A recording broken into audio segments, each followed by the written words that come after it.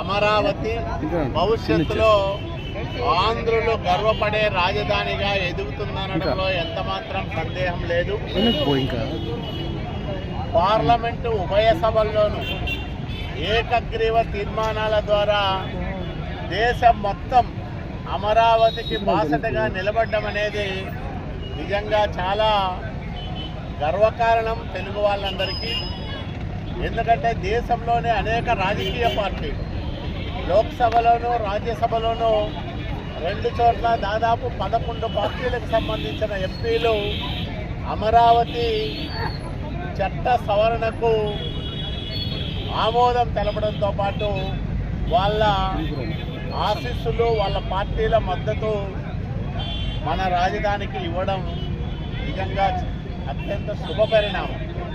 నరేంద్ర మోడీ గారి నాయకత్వంలో, అమిత్ షా గారి ఆధ్వర్యంలో, చంద్రబాబు నాయుడు గారు అట్లాగే పవన్ కళ్యాణ్ గారి కోరిక మేరకు రికార్డు సమయంలో 2 సభలు ఈ అమరావతి బిల్లును ఆమోదించడం జరిగింది.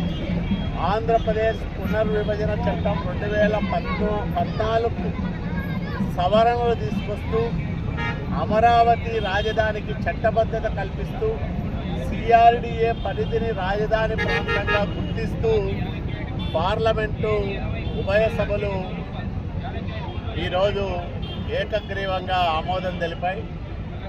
దేశమంతా అమరావతికి బాసటగా నిలబడ్డ ఈ సమయంలో కూడా ఆంధ్రప్రదేశ్ రాష్ట్రంలోనే రాజకీయాలు చేస్తున్న వైసీపీ అనే విషపు పక్షం 2 సభల్లోనూ వాకౌట్ చేయడం ద్వారా ఒక చారిత్రాత్మక తప్పిదాలు చేయడం జరిగింది.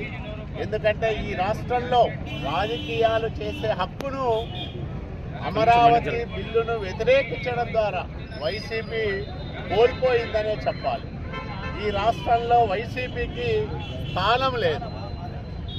రాజధాని బిల్లును సమర్థించలేని వైసీపీ పార్టీకి ఆంధ్రప్రదేశ్ రాష్ట్రంలో రాజకీయాలు చేసే నైతిక అర్హత ఎక్కడుంటుందని నేను అడుగుతూ ఉన్నాను. నిన్న జగన్మోహన్ రెడ్డి చెప్పారు, అదేదో మాబీగన్ అంట. ఆ పదం అతనికే అర్థం కావాలి. మామూలు మనుషులు ఎవరు కూడా అట్లాంటి పదాలు వాళ్ళ ఆలోచనలు కూడా తట్టవు. విపరీతమైన మనస్తత్వం ఉన్న వాళ్ళు, అదేదో మైండ్ దొబ్బిందంట అంటమే, అట్లాంటి వాళ్ళు మాట్లాడే మాటల్ని నిన్న జగన్మోహన్ రెడ్డి మాట్లాడాడు. మాబీగన్ అని ఎవడన్నా పెట్టుకుంటాడా? జగన్కి తప్ప ఆ పేరు ఎవరికన్నా వస్తుందా?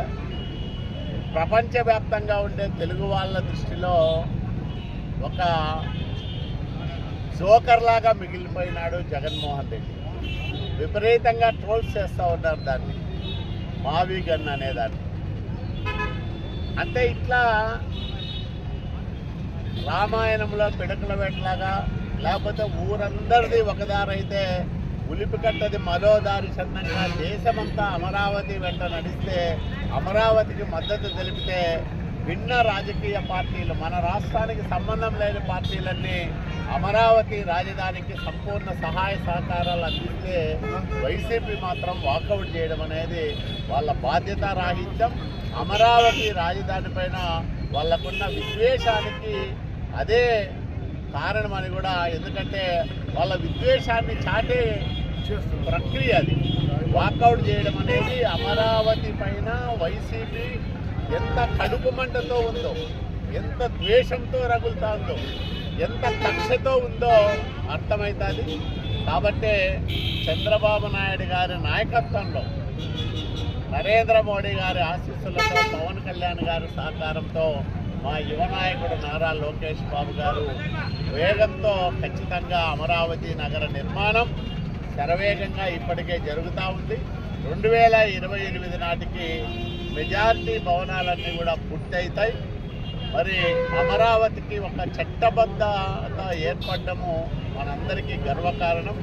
ఎన్ని తరాలు మారినా అమరావతి పైన వేలెత్తి చూపే అవకాశం కానీ, అమరావతి గురించి రెండో ఆలోచన చేసే వీలు కానీ ఎవరికి ఉండదు భవిష్యత్తులో. ఆంధ్రప్రదేశ్ రాష్ట్రానికి ఒకటే రాజధాని, అది అమరావతి. ఇది తెలుగువారి శాశ్వత రాజధానిగా వెలుగొందుతుందనడంలో ఎలాంటి అతిశయోక్తి ఉండదు.